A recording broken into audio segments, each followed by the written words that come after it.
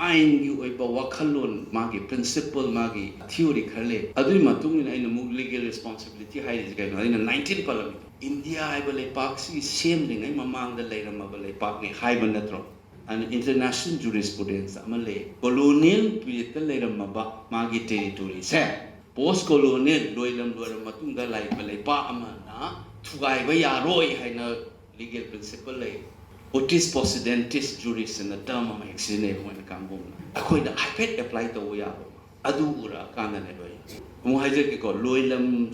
Gimatam the Gilada Abba, political state ama. Loilam Loiraba Matung the Leva, Manatugai, Bayaro and Miawi. Aduna Hang Queen Hine. Indian constitution, a Yaraga should legal the Hankama, Darkar, the challenge the Wayan Nani.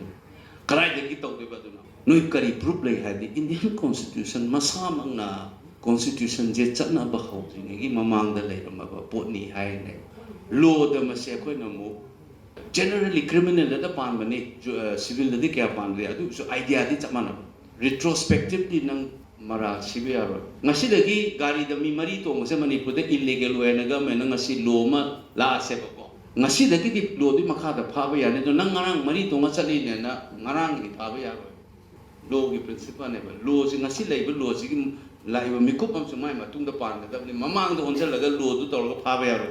Adu Matuna di, Aquina Haidu, Indian constitutional law city, Aqui Manipur later, Matung the Laponi, Adugi basis the kind of way to guide Hybus Hyberduna. History point of view, the political argument, the moral argument, the legal argument, the Aquina Taurakanda, Article 3 is Sanduna, Chang ever quite the go. Sang Basa, Masiki background maps, Yaroga. Akwai hana India is karino haiba ma India haiba ma punna lei sida ma argument to bom change na traga di noi khakte exception ke doi oi jono hair kane India is karino haiba ki masi argument to the political demand ma manung ge sumna ge article 33 na tan na tab ko si ma change duna nei nga sai ai ne parliament ngang jare ba khole ba interview da ngang ba ai no wai sin na ba masi na matung ga la ka doi na sin wamang yal hori ni sin thatni ne ba ma leader wage di masigi ai understanding am change leipaki miyam gi luchingbo wage di miyam do uchar ga da banati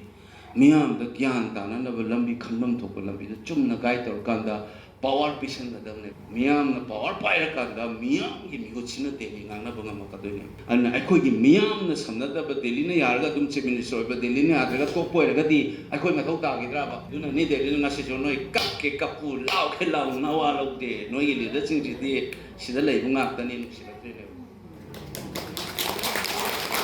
aduna miyam ga khusam na ga miyam na muthak pa ngam mi wa ga di ai khoi gi luching ba elected members sing ju miyam ga samna na ba su hona ra ka ne ai khoi da di delhi ga samna ri ge power pa noi ga di ne delhi ga samna ra ga sida mi lising uthani bu da lising manga ye la ga thabak ha pe be ko sa tha do chok di karor sa ma thil ra ka ai ra ga ne ai gi pam do kon manen pai che ko miyam gyan ta dum sang ne